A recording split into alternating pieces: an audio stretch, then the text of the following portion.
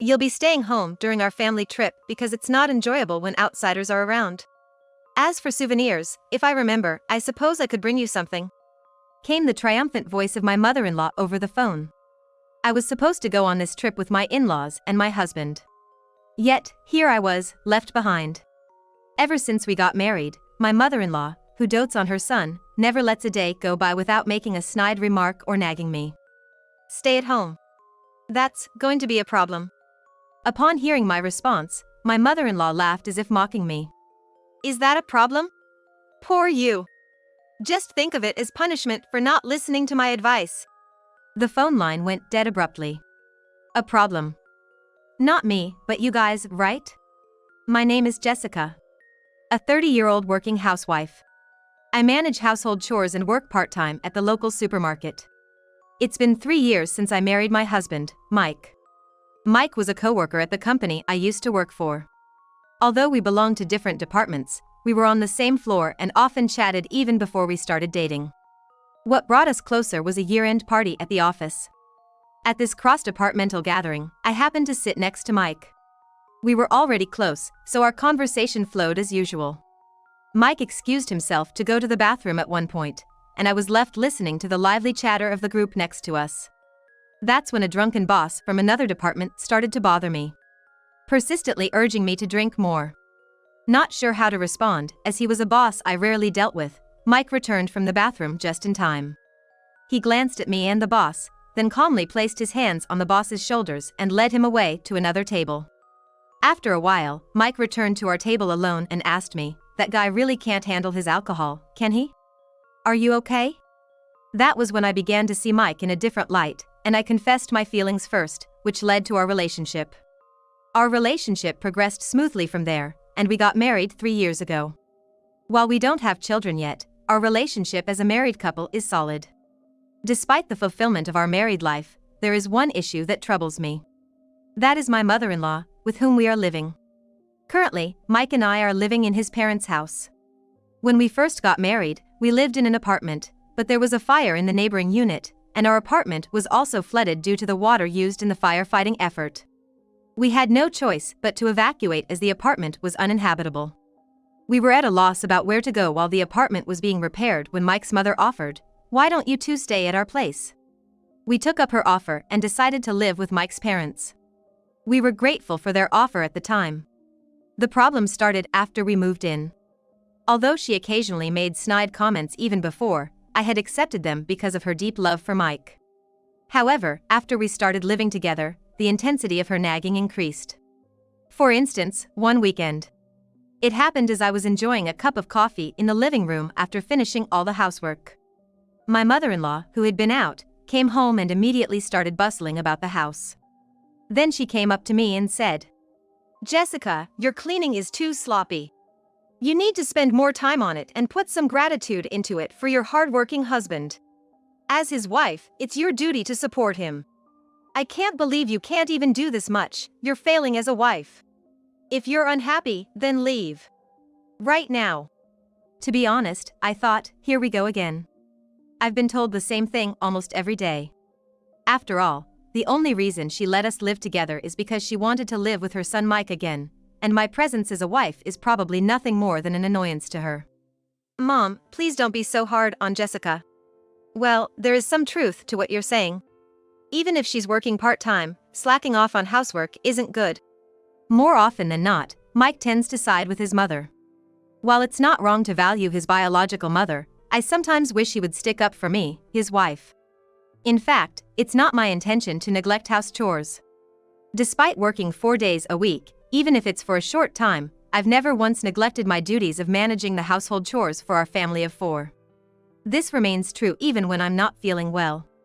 On the other hand, my mother-in-law, although a housewife, is out and about having fun almost every day. Since we started living together, I've never seen her do any household chores.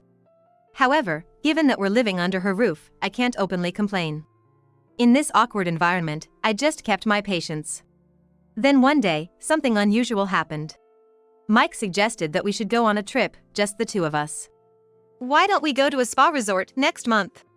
The busy season has ended, and I have to take some annual leave. If I'm going to take a break, I thought it would be nice to relax somewhere. A spa, huh? Sounds great. I haven't requested any work shifts for next month yet, so I can take any time off. After discussing various things, we decided to go on a 2-day spa trip in the middle of the next month. As we plan to go on a weekday, we'll probably be able to spend our time quietly and without any rush.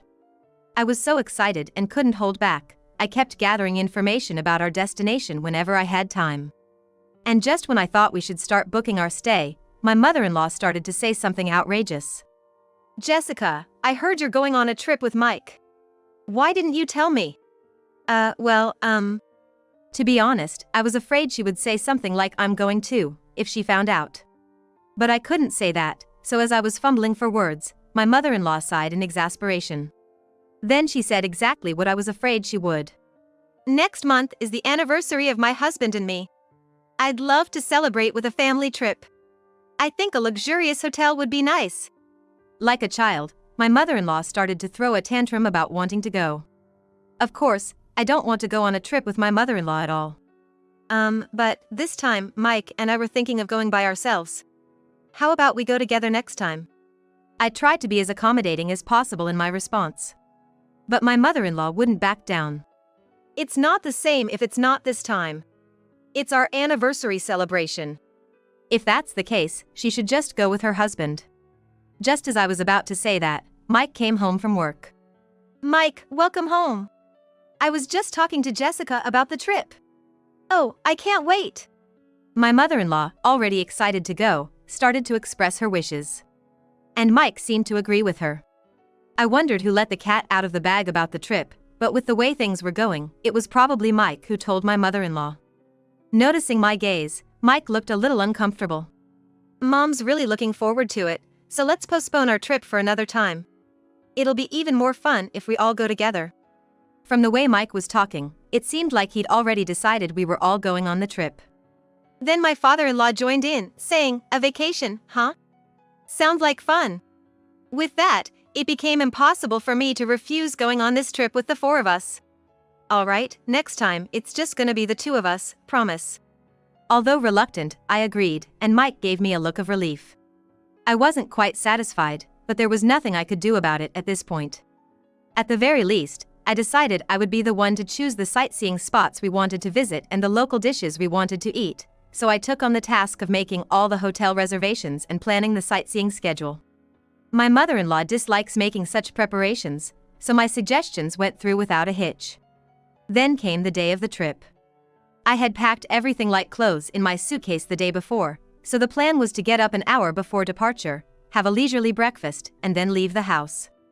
I woke up to the sound of my alarm clock and stretched out on the spot. Mike? I then realized that Mike, who should have been sleeping next to me, was not there. Thinking that he might have already gotten up and started preparing, I headed for the living room. But Mike was not in the living room. Not in the bathroom, kitchen, or the front door either. Even my mother-in-law and father-in-law were nowhere to be found. Could it be? With a sinking feeling, I dialed Mike's cell phone. But the call didn't connect. When I called my mother-in-law's phone next, she answered immediately. "Oh, Jessica dear. What's up? Mike can't pick up the phone right now because he's driving." "Driving? Where on earth are the 3 of you right now?" When I asked that, my mother-in-law replied in a nonchalant manner. "Isn't it obvious?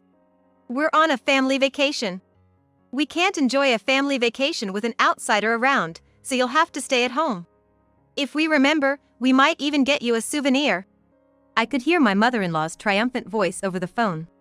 "Stay at home. That's going to be a problem." At my words, my mother-in-law laughed scornfully. "Is that a problem? Poor you. Just think of it as punishment for not listening to my advice." With that, she hung up the phone abruptly. I covered my face with both hands and shook my shoulders. But what came out of my mouth was not a sob, but a hearty laugh. They'd better enjoy their journey. I'm sure they'll regret leaving me behind. I quickly opened a hotel booking site. And I booked a fancy hotel in the tourist spot we were supposed to visit today. Then I also made a reservation at a restaurant where I could have a delicious dinner. Of course, just for one person. Then, after quickly getting dressed and putting on makeup, I ate breakfast. All right, time to have fun. I grabbed my luggage and jumped on the train. Since I'd gone to the trouble of researching various tourist spots, I wanted to go on a vacation.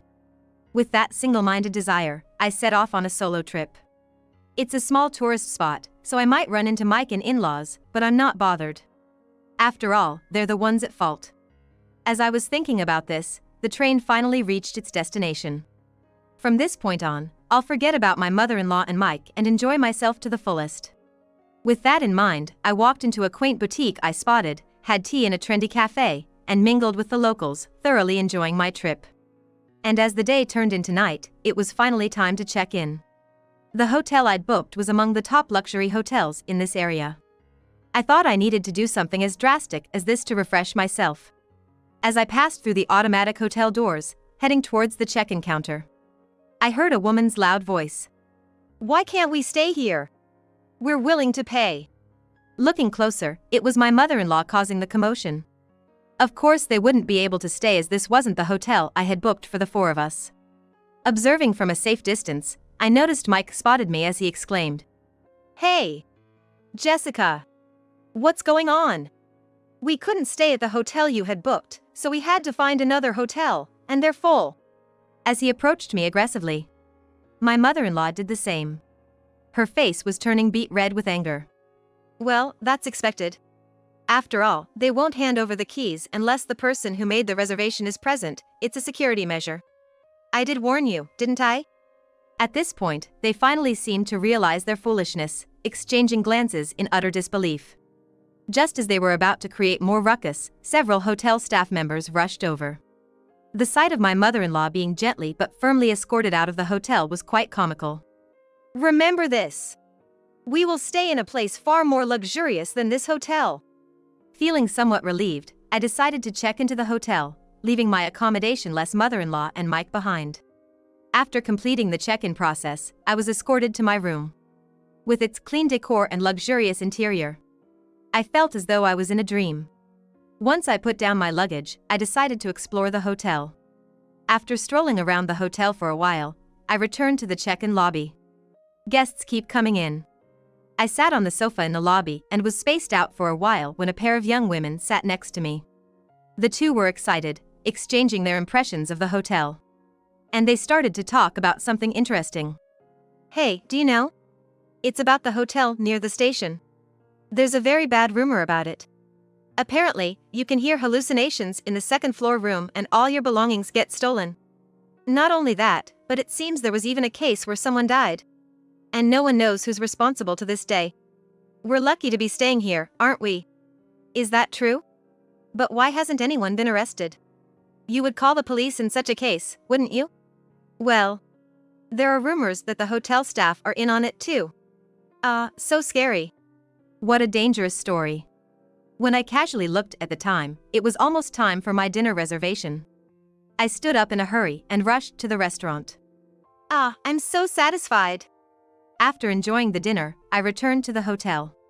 I took a bath, changed into my pajamas, and was watching TV when my smartphone alerted me to an incoming call. "Hello. We found a hotel we can stay in. It's super comfortable. Too bad you can't stay here with us. Well, we'll enjoy it twice as much for you, so no worries." It was from my cheerful mother-in-law. Is that so? You're lucky to have found a place to stay on such short notice. When I responded nonchalantly, my mother-in-law continued. "Isn't it? It's quiet and easy to spend time because there are hardly any other guests.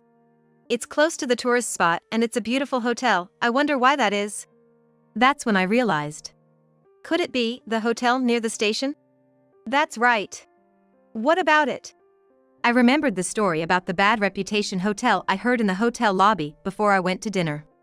"I think you should run." I didn't necessarily believe the rumor was true, but where there's smoke, there's fire. But my mother-in-law laughed off what I said. "Are you jealous of us staying at a good place? Well then, be regretful. Bye." Again, my mother-in-law hung up the phone one-sidedly. I didn't feel like calling her back. I gave my advice, and I fulfilled my duty. I turned off my smartphone. I didn't want my relaxation time to be disturbed anymore.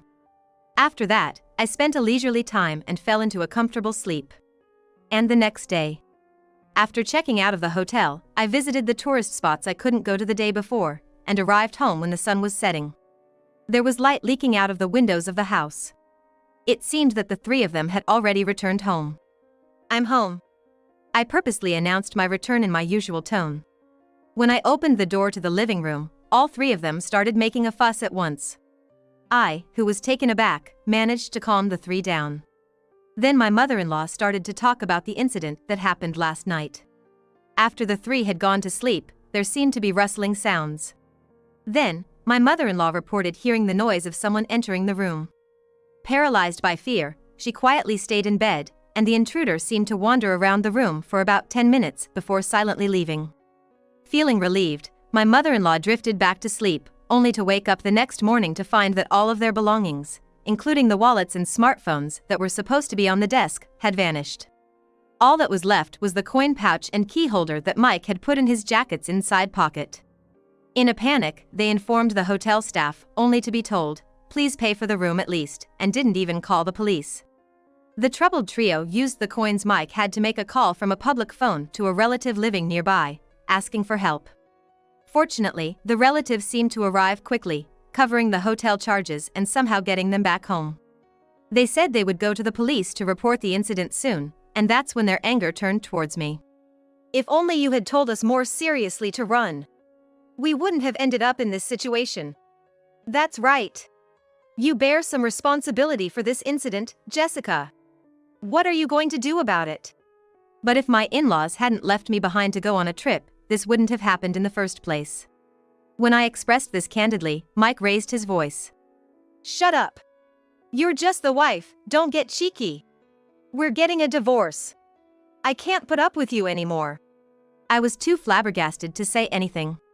I silently went to our bedroom, pulled out something from the cabinet, and returned to the living room to show it to Mike. "Divorce? Fine by me. I don't need a husband who won't protect his bullied wife." Mike's face turned pale. What I had brought out were the divorce papers I had asked a lawyer to prepare.